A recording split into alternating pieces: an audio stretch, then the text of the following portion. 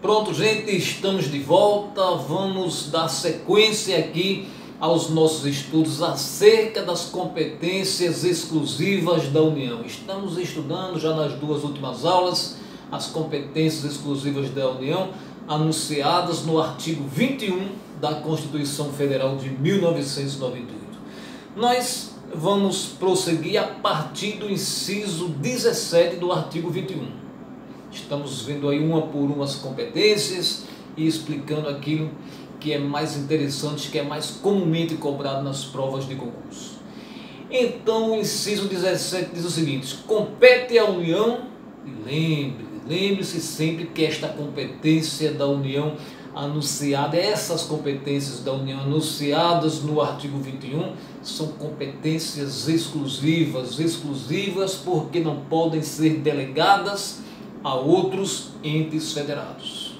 São competências administrativas porque aqui não estamos tratando de legislar sobre, aqui estamos tratando de ações concretas. E o artigo 21, no seu inciso 17, nos diz o seguinte: compete à União conceder anistia. Compete à União, inciso 17, conceder anistia. Anistia, vamos logo recordar que se trata de um instituto em que se concede um perdão a uma conduta criminosa cometida aí no passado, né? Não um sujeito individual, mas pessoas foram condenadas por geralmente crimes políticos, crimes militares, e aí se concebe este perdão não necessariamente do infrator, mas o perdão da conduta em si. Anistia-se aquela conduta praticada naquela época. E essa anistia é concedida através de uma lei editada pelo Congresso Nacional e sancionada pelo Presidente da República. Aí é que interessante que conceder anistia está como uma competência administrativa da União, mas somente é levado a efeito através de uma edição de lei. Editando uma lei, o Congresso Nacional aprovando uma lei de anistia, o Presidente da República sancionando esta lei, a anistia será concedida. Mais uma competência exclusiva da União, anunciada no artigo 21. E já vamos para o próximo inciso.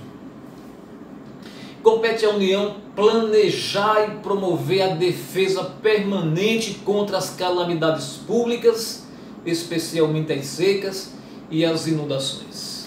Então veja que quando nós estamos tratando de calamidades públicas, secas e inundações, são fenômenos da natureza, né? São desastres naturais que podem ocorrer em todo o território nacional. E sempre que nós temos essa competência abrangendo todo o território nacional, estamos diante de uma competência de quem? Da União. Da União. Então, entes federados outros, exemplo dos municípios, não faz sentido que desenvolvessem, planejassem políticas preventivas contra secas, inundações, calamidades ocorridas aí em todo o território nacional. E este foi o nosso inciso 18 e vamos para o inciso 19 do artigo 21. Compete à União instituir Sistema Nacional de Gerenciamento de Recursos Hídricos e definir critérios de outorga de direitos de seu uso. Recursos hídricos, a água. Muitas vezes nós estamos diante daquelas permissões, daquelas autorizações para se cavar poços profundos, para explorar o lençol freático, e essa competência é exclusiva da União. E vamos para o próximo inciso, o inciso 20 do artigo 21. Compete à União instituir diretrizes para o desenvolvimento urbano. Cuidado com esse inciso 20 do artigo 21 da nossa Constituição, porque aqui existe uma situação aí particular, específica, que muitas vezes é explorada pelas bancas examinadoras da sua prova de concurso. Então, compete à União ATU do inciso 20, instituir diretrizes para o desenvolvimento urbano, inclusive habitação, saneamento básico e transportes urbanos. Aí o candidato está ali com a prova na mão e lê essa assertiva e que está trabalhando questão de instituir diretrizes para o desenvolvimento urbano do município, inclusive habitação, saneamento básico e transportes urbanos. O candidato é tentado a considerar isso aí uma competência dos municípios, por conta desses transportes urbanos, por conta de instituir diretrizes para o desenvolvimento urbano. Mas cuidado, aqui está falando em instituir diretrizes, algo geral, genérico. Diretrizes são instituídas pela União para todo o território nacional. Claro que cada município, de acordo com sua realidade, vai fomentar sua política própria de transportes urbanos, de planejamento urbano, mas sempre se guiando por diretrizes gerais instituídas pela União. Por isso que instituir diretrizes para o desenvolvimento urbano, inclusive habitação, saneamento básico e transportes urbanos, conforme se encontra anunciado no inciso 20 do artigo 21 da Constituição, é uma competência da União e é uma competência exclusiva. Se ligue nessa ideia de instituir diretrizes. Não está a União atuando diretamente naquela particularidade do município, organizando o desenvolvimento urbano, o transporte urbano, não. Ela está apenas instituindo diretrizes gerais. Entenda isso e compreenda que instituir diretrizes gerais para o desenvolvimento urbano é uma competência exclusiva da União e não dos municípios. E avançando, nós temos o inciso 21, estabelecer princípios e diretrizes. Princípios, olha a ideia geral, e diretrizes do mesmo modo. Estabelecer princípios e diretrizes para o Sistema Nacional de Aviação. Sistema Nacional de Aviação. Então, além desses princípios e diretrizes que já leva você a compreender que estamos diante de uma competência da União, ainda tem aqui o Sistema Nacional. E se fala em Sistema Nacional, nós não temos mais o que questionar. Estamos diante de uma competência exclusiva da União. No inciso 22 nós temos executar os serviços de polícia marítima, aeroportuária e de fronteiras. Polícia marítima, aeroportuária e de fronteiras é fácil de compreender também aqui a competência exclusiva da União, porque o mar territorial é bem da União. Então quem vai fazer a polícia marítima? A União. Da mesma forma os nossos aeroportos e as fronteiras, né? As fronteiras do Brasil aí com os países estrangeiros. Não faz sentido que o Estado membro vai estabelecer uma polícia, e nem poderíamos dizer polícia de fronteira, polícia de divisa, né? Nós estamos tratando aqui de fronteiras entre países. Fronteiras só se reconhece entre países. Então só por isso você já tem toda a certeza do mundo que estamos diante de uma competência exclusiva da União, uma competência administrativa, e não diante de uma competência administrativa de um Estado membro, do Distrito Federal ou de um município. E vamos avançar, né? Vamos para o inciso 23.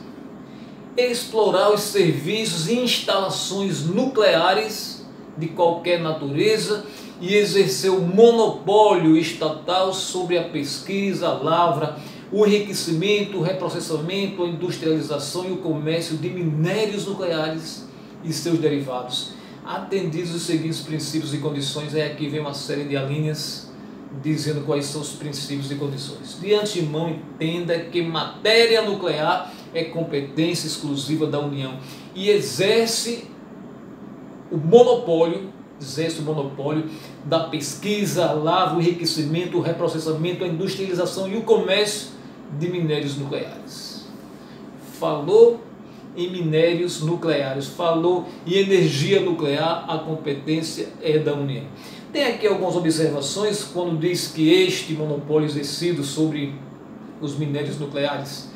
atende os princípios e condições, e aqui tem alguns princípios e condições que eu vou marcar para você, que é o seguinte: a linha B deste inciso 23 nos diz o seguinte: sob o regime de permissão, as permissionárias do serviço público, sob o regime de permissão, são autorizadas a comercialização e a utilização de radioisótopos para pesquisa e usos médicos, agrícolas e industriais. Então veja que nem sempre o monopólio para a pesquisa, a lava, a comercialização de minérios nucleares, nem sempre esse monopólio é da União. Aqui já está uma exceção. É possível que sob o regime de permissão se autorize a comercialização e a utilização de radioisótopos para fins de pesquisas de uso médico, agrícola e industriais, né? E também na linha D nós temos de novo a questão da permissão. Sob o regime de permissão são autorizadas a produção, a comercialização e a utilização de radioisótopos de meia-vida igual ou inferior a 2 horas. Uma questão bastante técnica, mas só para você interessante gravar o seguinte: tudo bem, é monopólio da União a pesquisa, a lava, comercialização de minérios nucleares, mas dentro desses materiais nucleares, os radioisótopos são possíveis de ser autorizados, né, mediante regime de permissão, a comercialização, a pesquisa, o uso para fins medicinais, para fins agrícolas e industriais. Aí é uma exceção que temos ao monopólio da União sobre materiais radioativos. A linha D desse inciso 23 é muito importante e nós marcamos aqui, destacamos para você, porque diz o seguinte: em relação aí a este manuseio aí com os minérios nucleares, nós temos a responsabilidade civil por danos nucleares, independe da existência de culpa. A responsabilidade civil, indenizar.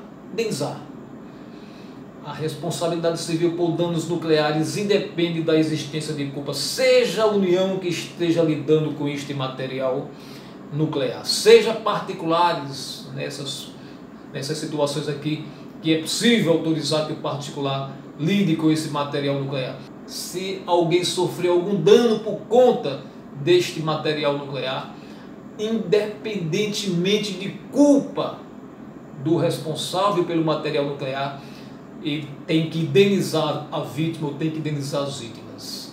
A responsabilidade civil objetiva. Não estamos diante de uma responsabilidade subjetiva em que se apura a culpa. Não, independe de culpa. Sobreveio dano, surge a obrigação de reparar este dano causado. Responsabilidade objetiva é o que está anunciado aqui na linha D desse inciso 23 do artigo 21, em que estamos estudando as competências exclusivas da União. E já vamos para o inciso 24.